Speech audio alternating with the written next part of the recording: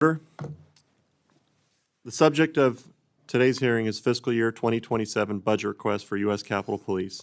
I'd like to thank Ranking Member Espaillat, Ranking Member Rosa DeLauro, and our subcommittee members for being here today. Chief Sullivan, we welcome you to your first appearance before this subcommittee, and we appreciate your willingness to serve as our Chief of Police. We look forward to hearing your testimony today. The fiscal year 27 request is $1 billion. $23 million primarily supporting continued growth to both sworn and civilian personnel, a 12% increase over the fiscal year 26 level, and an increase over 37% in general expenses. The request also includes new multi-year request of $15.7 million for IT and physical security modernization. While I intend to keep my comments brief, I want to again take this opportunity to express our continued gratitude to the officers of the United States Capitol Police. Thank you all for what you do to keep our campus safe and for all those who visit and work here. I now yield to Ranking Member Espaillat for his opening remarks. Thank you. I would like to thank Chief Sullivan for being here today. I look forward to hearing more about the needs of the Capitol Police and the Capitol Police officers that are here. Thank you for what you do every day. But first, Mr. Chairman, I would like to address our last hearing with the Librarian of Congress and government publishing officers. It is absolutely unacceptable that both Ranking Member DeLauro and I were gabbled down while attempting to make remarks at the end of that hearing.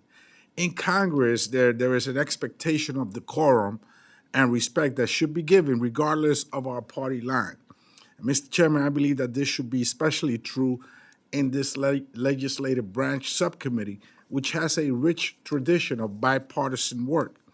Congress still holds the power of the purse, despite the president's attempts to unilaterally make cuts across the federal government. It is important now more than ever that appropriators are able to speak with witnesses to understand the needs of our agencies. This administration is making a concentrated effort to whitewash American history. National monuments are being altered to erase the existence and contributions of marginalized communities. We have a responsibility to the American people to ask witnesses, particularly the Librarian of Congress, how these actions impact these agencies. Now, we have here today the Chief of Police, Chief Sullivan. And back in 2022, we passed language mandating Congress to install a plaque honoring the lives of the men and women that protected us during the January 6th assault on democracy. And we failed to do this on this side of the aisle. We failed to do this on this subcommittee. In fact, this past week, the Senate did that. The Senate did that after we passed language in 2022 to honor the men and women that are here today.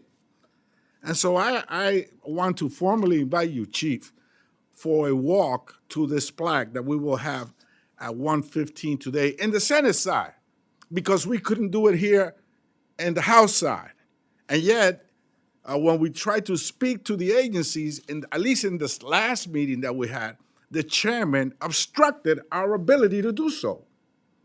And so I want to just be on the record that all of us as duly elected members of Congress should have the responsibility and the ability to speak at the end of each session and address the members of the agency that come before us. It is simple decorum. It is decency. That's what we should be doing in this committee. We should be working to have results, and the only way we do that is by respecting each other's rights. I yield back, Mr. Chairman. Thank you, Mr. Espaillat. I now yield 5 minutes to Ranking Member DeLauro for her opening remarks.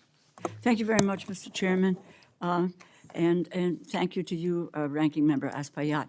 And just a note, I associate myself with the remarks of my colleagues as to the decorum that we have all practiced in our hearings, and that we do recognize members of the committee who want to express a view. And we know that it gets busy or there's a time slot or so forth, but members, and particularly ranking member, should be accommodated to make any comments that he or she would like to make in these meetings. I think it's just appropriate, and it's the right thing to do, and I hope we can go forward with that kind of a view. I know it's true in every subcommittee that I get to. It's always at the Labor H, which I'm about to head off to in a couple of minutes. Mr. Adderholt always provides me at the end with a period of time in which I may make a comment. So, Chief Sullivan, I want to say a thank you to you for taking the time to testify here today. We can't fully express to you and your officers the immense gratitude we have for everything you do each and every day to keep us safe. All of us in this room are acutely aware of the threat environment that the Capitol Police confront. 2025 threats to us, our families, our staff, and the Capitol itself increased for a third year in a row. In 2022, there were just over 7,500 threats investigated by the U.S. Capitol Police. As of last year, that number has roughly doubled to just under 15,000 threats investigated. I am sure every member on this panel could share their own stories of the concerning messages and outright threats that come through their offices. It is clear that the temperature is still rising and we must be prepared to protect ourselves, our loved ones, and our staff in the event that a threat becomes a real attack. Every day, there are new and emergency threats that the Capitol Police must confront. Both cyber attacks on our digital infrastructure, physical assaults on the complex itself, pose challenges that the U.S. Capitol Police must be prepared to meet at a moment's notice. It was only a month ago today that the Capitol Police officers responded to a man running toward the Capitol complex wearing a tactical vest and armed with a loaded shotgun, along with additional rounds of ammunition. Officers responded as they are trained to, running towards danger, apprehending the man without injury to anyone involved. It was yet another testament to both the courage of the U.S. Capitol Police and their consummate professionalism. The increasing demand these evolving challenges place on the department require a corresponding investment in resources to ensure the department can carry out its duties, retain officers, hire additional staff, and continue the fine work you all do to protect the institution. You protect our democracy, especially as tensions rise. One of the factors contributing to this growing hostility is the rewriting of history. This administration's decision to pardon every single person convicted in relation to the January 6th attack on the Capitol is and will remain a stain on our nation's history. The refusal to acknowledge the sacrifice of Capitol Police officers that day, the diminishment and whitewashing of the violence and the chaos that took place, are an insult to every officer who put their life on the line to protect the democracy we have built over 250 years. I was evacuated from the gallery of the House chamber on that day. And it was the Capitol Police that when those doors opened and that we could get out, we're standing there with the insurrectionists on the floor, with the police with their guns over them. And they moved us as quickly as they possibly could to get us to safety. It's a day that I will never, ever forget. I was so glad to see last week that the architect of the Capitol was finally permitted to install a plaque honoring the officers who responded that day. It was shameful that it was installed 3 years late, had to be done over the objections of Speaker Johnson, who, if he had his way, would still be blocking any commemoration. And yes, it's on the Senate side. It was installed at 4 o'clock in the morning, in the dead of night. And that's a question as to why. But we will march over to the plaque today and give honor to the Capitol Police who saved our lives that day. I want to commend Ranking Member Espaillat and Chairman Valadeo for their work this past fall on the fiscal year 2026 legislative branch bill. Increased funding the Capitol Police by $46 million. As we look ahead to fiscal year 2027, it is critical that we continue to increase our investment in the Capitol Police, support them with the same unwavering commitment in supporting us that they have shown to us. I thank you. I thank your officers and all of the men and women who serve the Capitol Police and who serve this institution. Thank you, and I yield back. Thank you, Ranking Member DeLauro. Chief Sullivan, your full testimony has been submitted for the record, and you are now recognized to provide a summary of your written testimony. So Chairman Valadeo, Ranking Member DeLauro and Espaillat, good morning, and all the members of the subcommittee. Thank you for the opportunity to appear before you to discuss the fiscal year 2027 budget request for the United States Capitol Police. I want to begin with gratitude. Thank this subcommittee for your steady support, and thanks to the Capitol Police Board and our oversight committees for their guidance.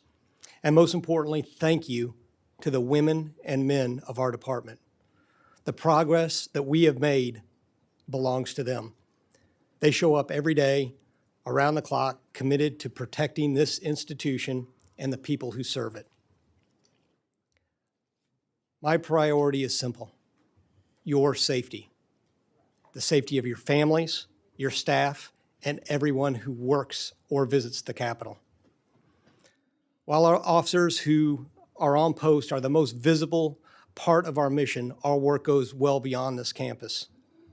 We rely on officers, agents, technicians, professional staff, strong intelligence and modern technology, and careful planning to protect members here and across the entire country.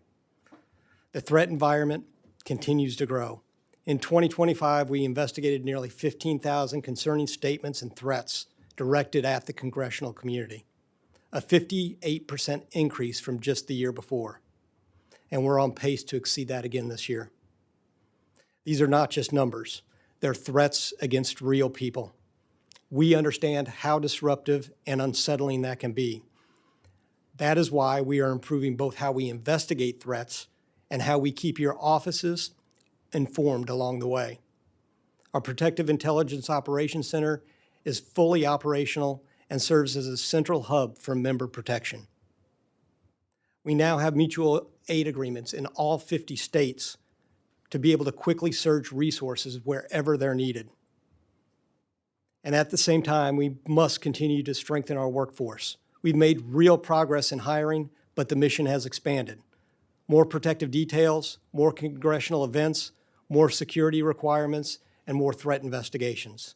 That has placed a strain on our staffing model and increased overtime. Overtime is part of policing, but we are very mindful of the toll that it takes. Our multi-year staffing plan is designed to grow responsibly, to reduce reliance on overtime, create career paths, and support officer wellness. For fiscal year 2027, the department is requesting $734 million for salaries and expenses and $289 million for general expenses. The FY2027 request supports these priorities: funding for personnel, operations, training, and needed security upgrades. It allows us to add officers, agents, hire professional staff, modernize technology, and improve communications with members' offices. It also supports upgrades in security systems, communication tools, cybersecurity protections, and our infrastructure so it keeps pace with those evolving threats. In recent years, we have worked to strengthen accountability and transparency. We are implementing a modern case management system, promoting supervisors to reinforce accountability and leadership, and building a structured program to manage our nationwide partnerships responsibly. This progress is meaningful, but it must last. Our goal is to build systems and a culture that will endure well beyond any one person's tenure. I remain committed to ensuring the United States Capitol Police provide the highest level of safety and professionalism. Thank you for your trust, your partnership, and your support of the women and men who serve this mission every day. I look forward to your questions. Thank you. Thank you, Chief Sullivan, for your testimony. We'll now begin the question portion of the hearing. I will call on members based on seniority of those present when the hearing was called to order, alternating between the majority and minority, followed by members in order of their arrival. Each will have 5 minutes. I now recognize myself for 5 minutes. Chief Sullivan, as you noted in your statement, the department is asking for just over $1 billion in its fiscal year 2027 request. I appreciate the points you have shared with us to justify such a significant request, specifically the safety of members, staff, and visitors across the Capitol campus. Of specific concern is the increase in number of threats against members. I understand that you need to take each threat seriously. However, not every threat carries the same weight in the response it requires. Can you share the number of credible threats to members during 2025 that required a significant level investigation by your officers as a credible threat? Thank you for the question. So I can get the exact number of threats, actually cases that are described as threats, but we also have direction of interest cases that do require an additional layer of investigation. And that is why it's so important that we capture all of these. Many times, these direction of interest cases that don't rise to prosecution, while they might not seem significant at the time, they add to a bigger case and are attached to somebody else who is given a threat. We can break down those numbers for you and present those after the hearing. Okay. You noted in your testimony that you have more than doubled the number of mutual aid agreements the department has with local police, with other police departments, and that now you have agreements in all 50 states. I know that you personally engage with state and local law enforcement agencies across the country and to achieve those numbers. I'd like to congratulate you on this effort. What is your assessment of how these agreements are working? Thank you for that, Chairman. I just got back last week from Boston, where I met with at the International Association of Chiefs of Police mid-year meeting with all of the state police superintendents. And being able to meet with those superintendents and colonels for those organizations and have that discussion. We were at about 30 of those state organizations that we have MOUs with, which we think is very, very important. And I think that will grow after the conversation that put out there. These MOUs are used in a number of ways. They're used for us to be able to surge capacity here to the Capitol, in the National Capital Region when we have major events like the State of the Union. But also when there's challenges across the country that we can't get U.S. Capitol Police to, we have those relationships built up. It's incredibly important to have this understanding beforehand to make sure that we're able to do it. And I truly believe we're in a good place. We still need to add additional people. One of the things that I did note when I got here, and I was concerned at the growth that we had, is the management and making sure that as this expands, that we have accountability. We built out a team to help us manage this program, not only in the management of the MOUs and the administration of them, but in the fiscal accountability as it comes to that. Just because we have more MOUs doesn't necessarily means that we will have more spend out of these funds. It will just mean that we have access to be able to use them to keep members safe. So are you satisfied with the current coverage then? We are going to continue to expand the coverage and work in areas that we know we have needs, and that's why we have a team that's reaching out across the country to where we believe that we have gaps that are still present. In the committee's report accompanying its fiscal year 2026 appropriations bills, we instructed the department to close the field offices it had piloted across the country. This instruction was based upon the recommendation of the Capitol Police Board because of an insufficient return on investment. What is the status of the closure of these offices, and what plans are you developing to make this transition? Thank you for that question. So I've been working with the Capitol Police Board. We have had one of our agents in the San Francisco office leave the program. We have not backfilled that.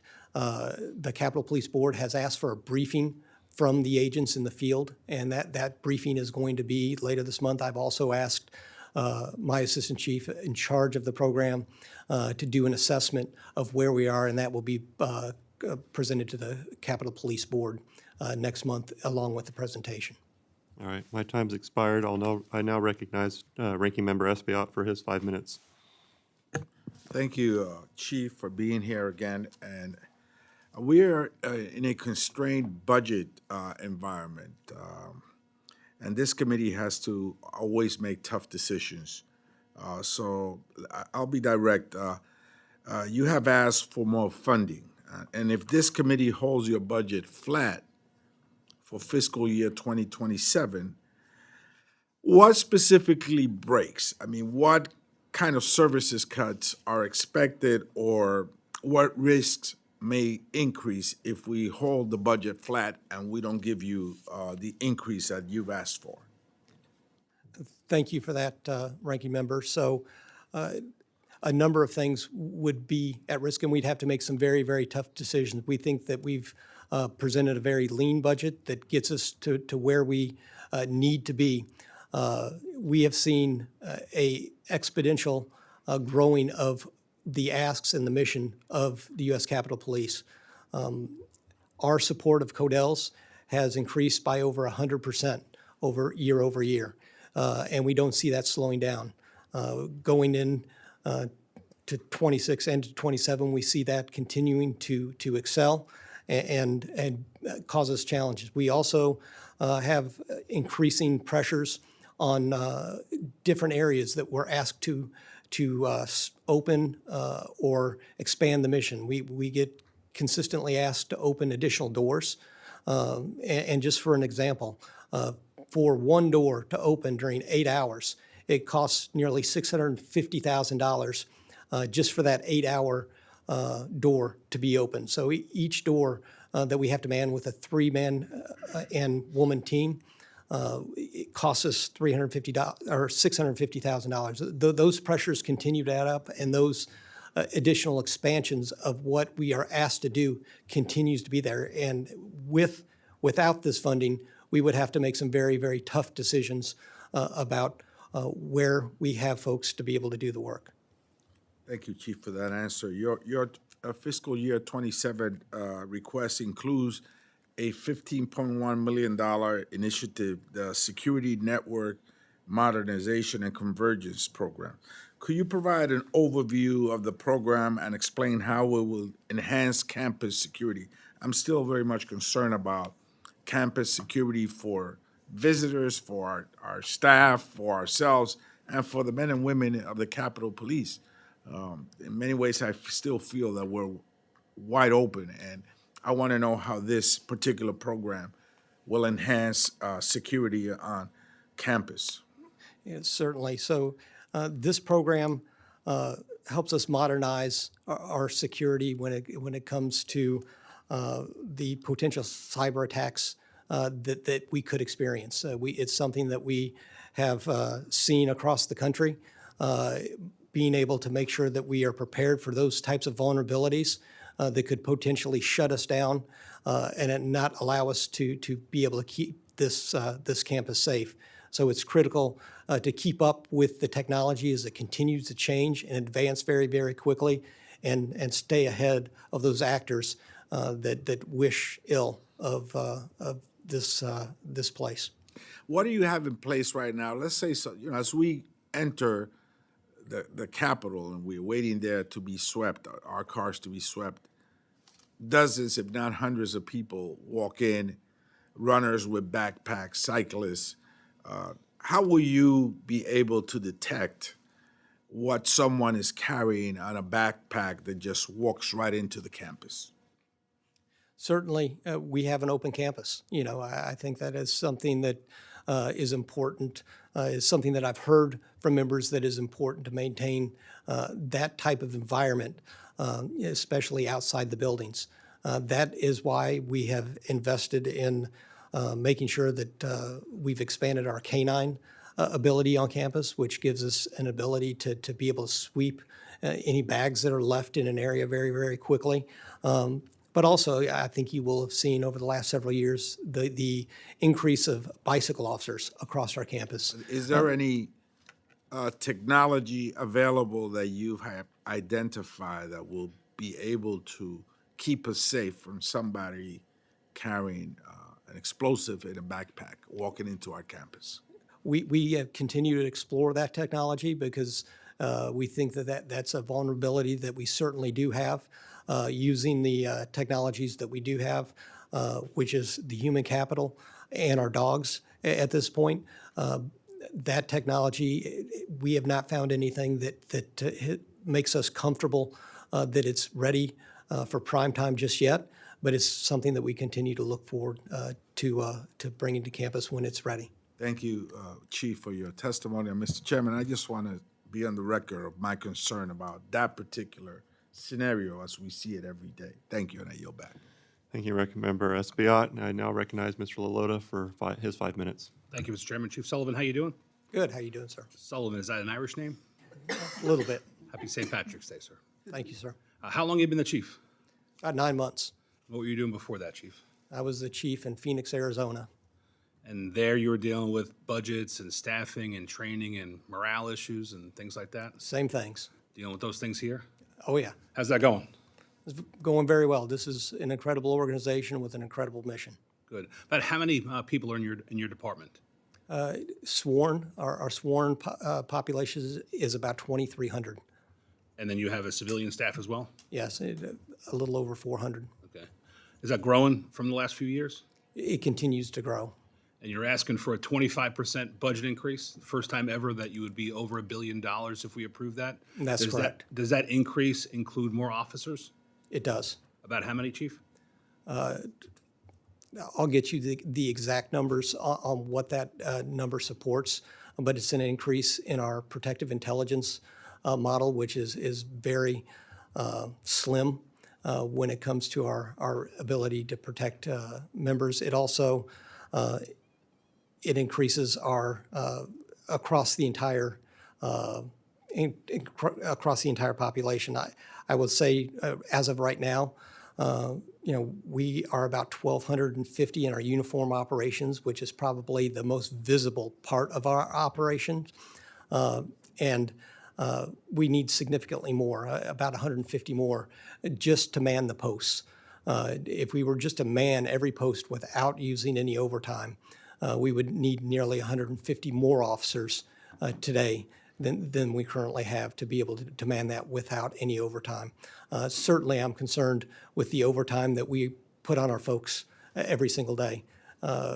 There's drafts on a consistent basis, and it pushes the men and women that we have to the limit. Another challenge that we have is currently on our first and second shifts, we staff the weekends with overtime. Because 92% of that work is Monday through Friday. That's where our greatest vulnerability is. It takes 122 posts in addition to those 150 that we're short. Just I want to talk about that staff short. those I'm going to cut you positions. off, Chief. My understanding is you're able to bring in 24 recruits each month for a class. Is that right? That's correct. And have you been hitting the 24 number recently? We are hitting the number of hires at 24.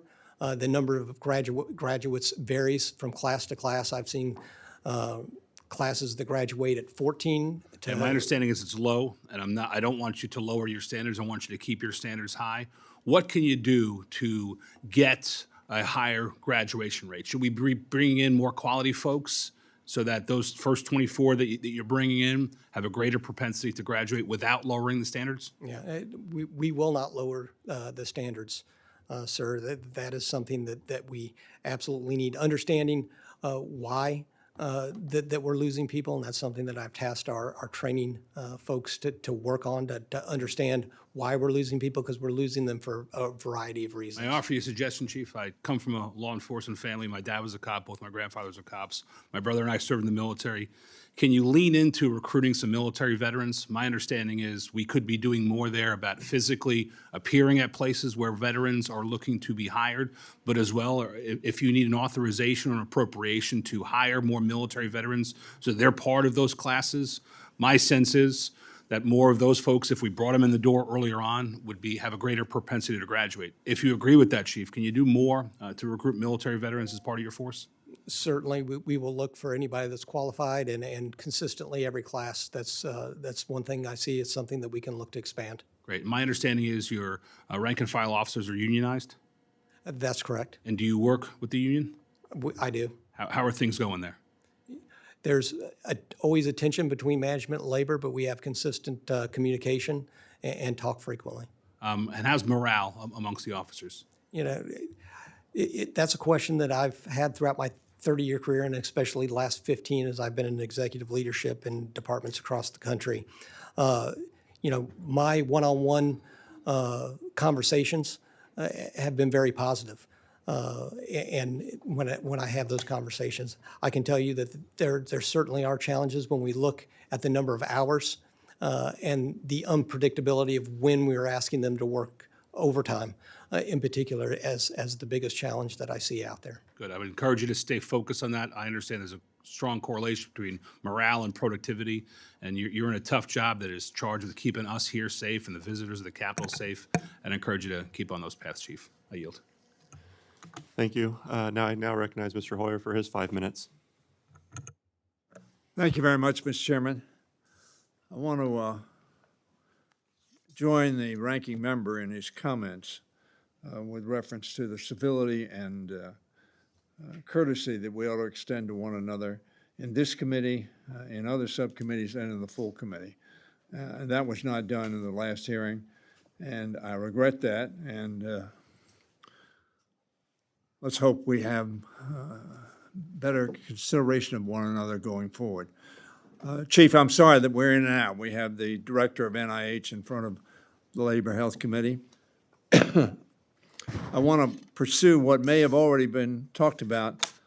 But first of all, I didn't hear the answer, but I am concerned about the overtime pay that is not considered for retirement purposes. And that, as I understand, is relatively unique to the Capitol Police. Is that accurate? It depends on the organization. I've had it done in different ways in different organizations that I've been a part of, and it's something that we've had conversations about internally. When I say regularly, we have other federal police officers who have overtime that do have it computed for the purposes of their retirement. Is that accurate from your knowledge? That is accurate. I've seen it done in different ways where it's a percentage of overtime, you know, of up and beyond what your base salary is, and I've seen other ones that it's completely taken into account. The fact that we don't have it, does that have an impact on our ability to recruit and retain? Certainly, I would always advocate for more benefits for the men and women of the Capitol Police. And Currently, also, ICE and perhaps Border Patrol as well is offering $50,000 or $60,000 or $70,000 in bonuses for new recruits. Is that accurate? I don't know the exact numbers, but I know it's significant. Do we have any such ability to provide such bonus money for recruits? While we at this point, we do not have bonus money for recruits. However, we do have a tuition loan repayment up to $80,000, which I think is a significant driver as I've talked to the new recruits as they've come in. That's good. And to the extent that we don't have the bonus money, is that adversely affecting our ability to recruit and retain? Particularly retain is where I see the challenges. There's nothing keeping folks here, and over the last, I would say, last 3 to 4 months, I've seen a number of members, young members, leave for these other organizations. Your testimony and obviously the information we have indicates that the threats to members, to the Capitol itself, and to other personnel within the Capitol have substantially increased. That's correct. Resulting in a need to increase our FTEs and complement of personnel. Is that accurate? That's accurate. Lastly, let me ask you a question with reference to the plaque that has been the issue of a lot of controversy. God knows why. The men and women of the Capitol Police were confronted with overwhelming force and showed extraordinary courage in the face of the overwhelming force that confronted them. Since that time, we've had very substantial rationalization that was a democratic effort that those rioters and insurrectionists were performing. some 1,500 of them who attacked police and frankly led to the death of a number of law enforcement officers were pardoned. What impact did that have on the morale of your force? Certainly, that was a challenging time for this organization. I can tell you that we don't do this job for plaques or recognition. However, the men and women that do this work appreciate the recognition of the hard work that we do every day to keep every member safe. Anytime you don't give recognition, as the chief of police, it's important for me to recognize the hard work that they do every single day. Chief, my And time is about to be up.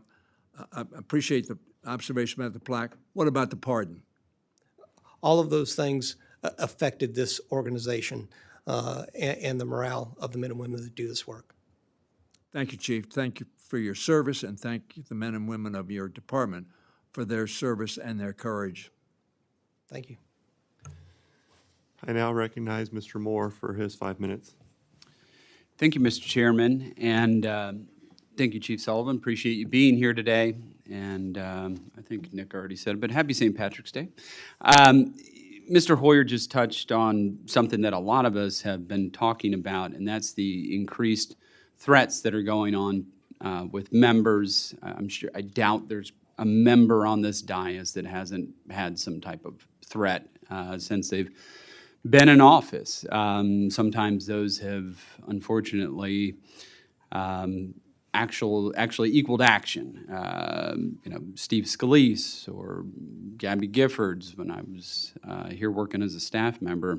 We've seen it time and time again, and it's very unfortunate. I would want to point out our chairman here in the last appropriations bill really led an effort to be able to help increase security for our members and did an excellent job on that.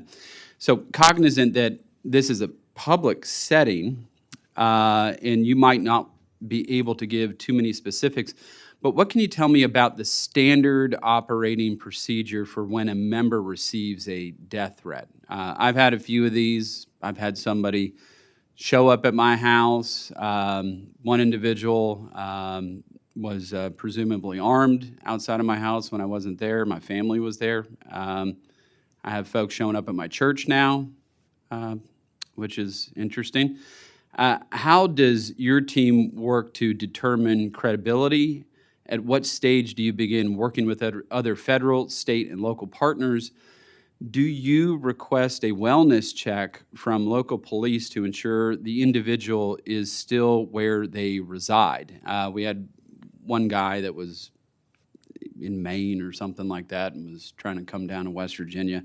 Probably not advisable. Come down to my state. But I'm just curious, what does that look like? At what stage do you begin working with federal, state, and local? Do you do a wellness check? What's the process? Certainly.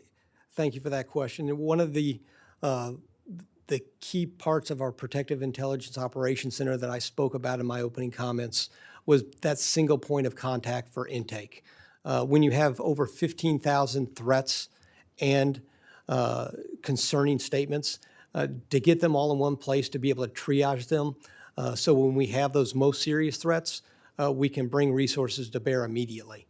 And get those to a threat agent who can then potentially coordinate if it's out of state with other agencies. We also, as we look at threats, it's important for us to look at them holistically.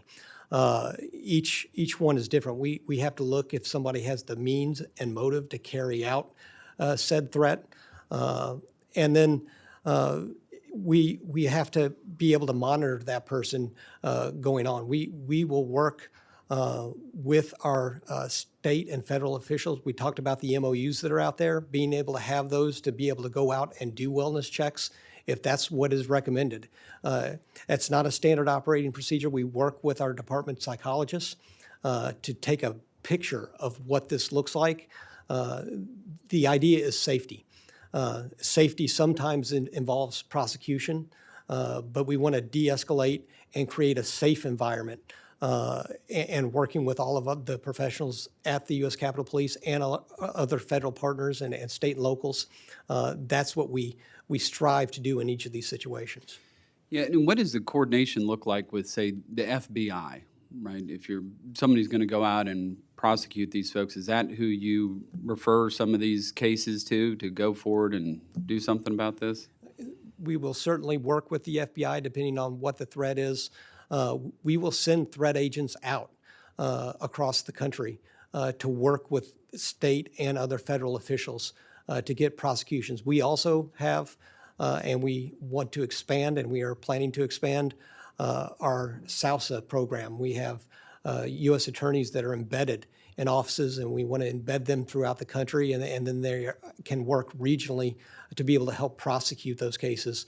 We found that to be very helpful for us to be able to get legal process out there and get it served to make sure that we can get that, usually that electronic footprint or whatever the threat involves, and so we can get that information for successful prosecutions. Well, I thank you for your work on this, and it's something that just continues to concern me. Obviously, y'all do a great job here at the Capitol, but we don't have the same security apparatus and structure when folks are at home, or more concerning when people from, say, Utah or California are here and their families are back at home and folks show up. So any continued focus on that would be much appreciated. Thank you. Thank you, sir.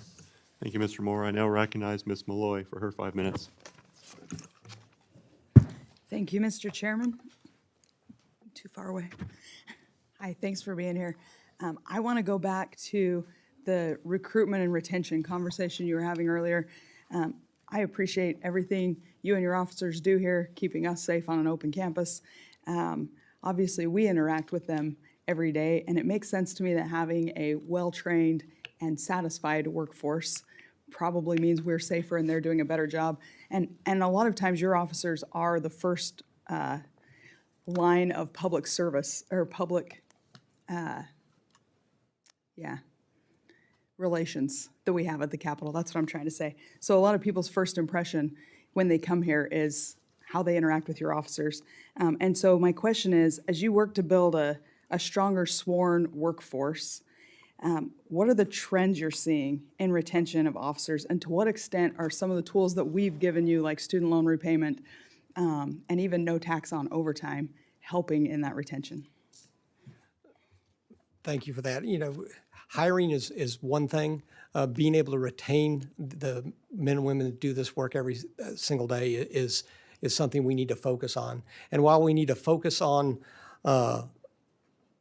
those individuals at the beginning of their career, we also need to focus at that experience that's at the end of their career. The Capitol Police Board just gave us another extension to be able to keep women and men here to the age 60, which I think is incredibly important. We have 300 officers right now that could say, I'm done, I'm ready to walk away. That would be catastrophic for us. We continue to work to be able to do that, and we wouldn't be able to do it without some of these incentives.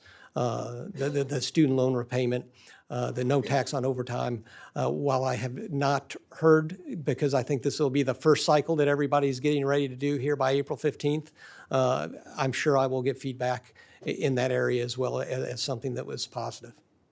So it's been my impression that most law enforcement officers, most people who can get overtime want more overtime. You said you're having a hard time because of the amount of overtime they're working.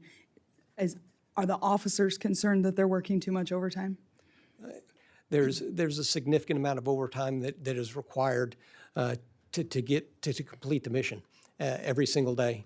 And certainly there are members that want every bit of the overtime, and then there's members that want a work-life balance. As we look at the younger generation, having that work-life balance is something that's very important for them. I was looking at some of the numbers in your report about where staffing levels were in 2022, and you've added a lot of officers since then. Since 2021, it looks like you've added about 360 officers roughly. What's your target staffing level? When would the department consider itself fully staffed and no longer structurally reliant on overtime? So, first off, this line of work always lends itself to overtime.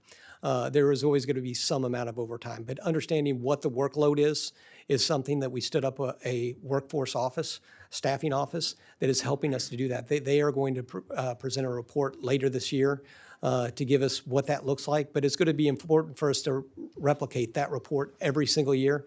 Roughly, I can tell you that we're probably 400 to 500 officers short today to complete the workload that is being asked of the Capitol Police, and we're supplementing that with overtime. Thank you. And what about other than overtime, the challenges that you talked about in 2022 that were harming morale, and have those been addressed other than overtime? I think the morale and the challenges that was faced well before my time here at the Capitol, it's changed because half our workforce wasn't here in 2022. I think you're seeing a sea change in just the older and younger officers. With that being said, it's something that we have to consistently work towards and make sure that we're thanking our officers for the incredible work they do every day. We frequently will criticize them when they don't perform to standard. But we have to, that's a very small portion of it. We have to praise them when they perform like they do 99.9% of the time. Thank you. I'm out of time, but I will just quickly say, please, on my behalf, thank your officers for the work they do to keep us safe, and then I'll yield back.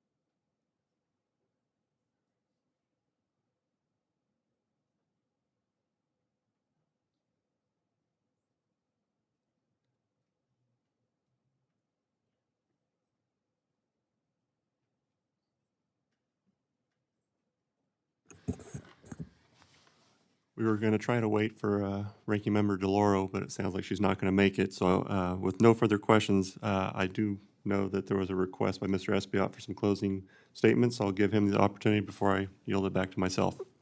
Thank you, Mr. Chairman. Thank you for your testimony, Chief Sullivan, and the officers and civilian employees of the Capitol Police that are here. Thank you for the work that you do every single day for us, for our constituents, for our workers, our staff that is here every day for us. You do great work, and we value that. As I said earlier, 4 years ago, on March 15th, Congress passed a law that instructed us to install a plaque in honor of the officers that fought on January 6th to protect our lives. That should have been a simple act. It should have happened quickly. Instead, 4 years later, it took 4 years and the Senate to do it. I've raised this again and again, and I think that honoring Capitol Police officers who defended this institution should have never been a controversial issue at all. It's low-hanging fruit. It's something simple. And I'm sorry to hear, Chief, as you said today, that the lack of recognition and the pardons may have an impact in the morale of the men and women in the force. I think that's sad. It's really embarrassing that that is the case. when we walk by you every day, we feel safe because of the work that you do. And on that particular day, it was critical to have you there, and you put your lives on the line.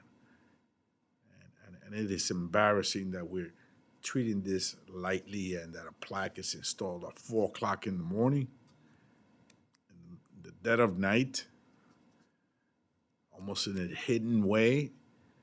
It's not just inappropriate, it's embarrassing. But we will be walking today over there to honor you properly as you deserve. And we will be fighting here to ensure that you get the funding that you need, that you've requested, to ensure that the men and women are safe, that our constituents are safe when they visit us, that our staff is safe, and that our colleagues are also safe. You said how the number of threats have dramatically increased. Some of our members here from the other side of the aisle have expressed their concerns as well. So we'll work with you, and we'll work in a bipartisan manner to ensure that we accomplish the best results. Thank you. Thank you, Mr. Espaillat. I'd like to thank Chief Sullivan for your time here today, and obviously your entire department for what they do for our capital. Thank you all for your service. Members may submit any additional questions for the record. This subcommittee now stands as adjourned.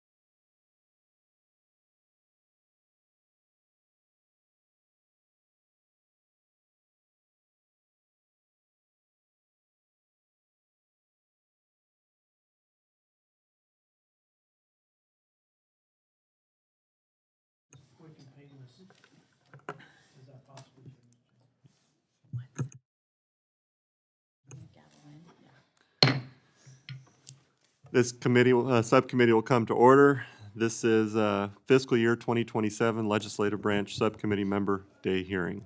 I'd like to thank Ranking Member Espaillat and all the rest of our members for being here in spirit. I'd also like to welcome our colleague and Chairman of the Budget Committee, Representative Jody Arrington. Thank you for joining us today. In addition to Chairman Arrington, who will be testifying in person, Representative Sylvia Garcia and Representative Rashida Tlaib have both submitted testimony for the record, and their testimony can be found in the committee repository. I would also like to take note that this hearing serves as a vehicle for public witnesses to submit their testimony for the record. 16 testimonies were submitted by the public, and they can also be found online. I now recognize Ranking Member Espaillat for any opening remarks that he would like to make.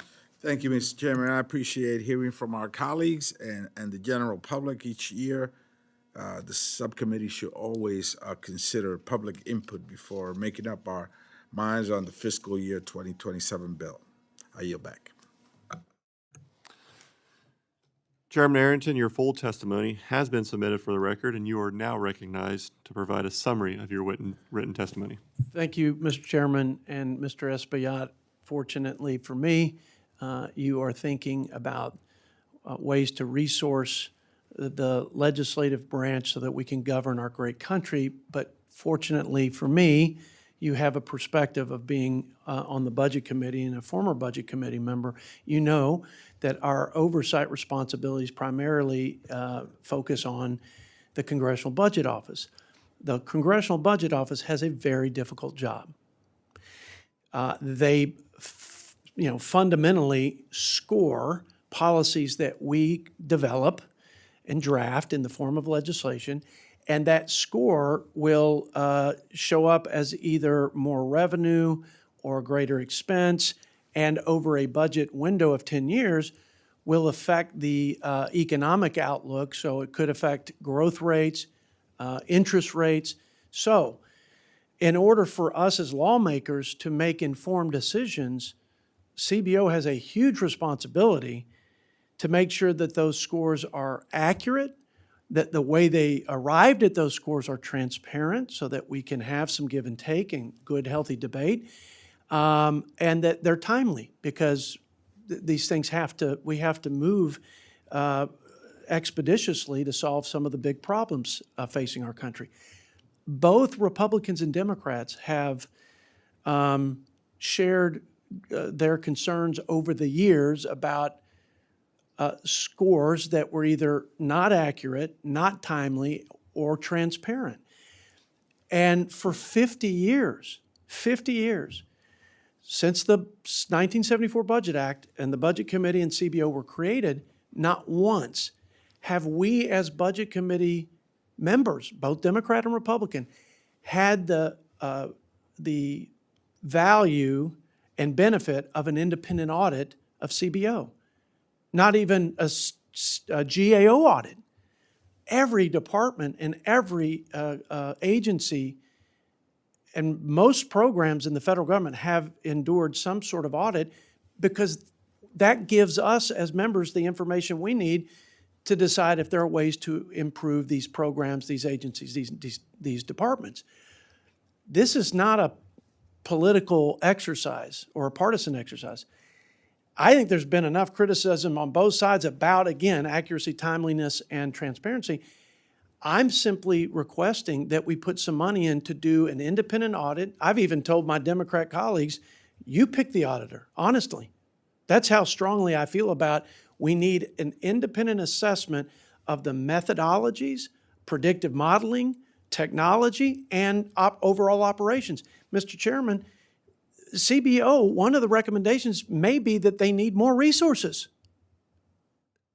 They may not have enough personnel, the right personnel, but they may also be working on older, outmoded, predictive modeling and things that we could modernize to improve it.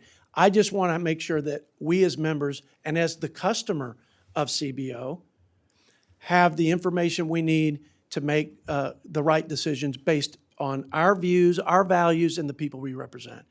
And so I urge you to consider what I believe is not just bipartisan, I think is a nonpartisan exercise that is just good government.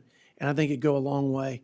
And while I'm retiring at the end of this year, whether it is a Democrat chairman or Republican chairman, they should have this information after 50 years without an audit so that we can govern our great country together much better and much more effectively. So with that, Mr. Chairman, thank you for the time again. Mr. Ranking Member, I yield. Thank you, Mr. Arrington, or Chairman Arrington, for your testimony. Would any of my colleagues like to be recognized to ask a question? Well, if there are no further questions, I'd like to thank Chairman Arrington again for joining us and for all those who submitted testimony for the record, and this committee now stands adjourned. Thank you, Chairman.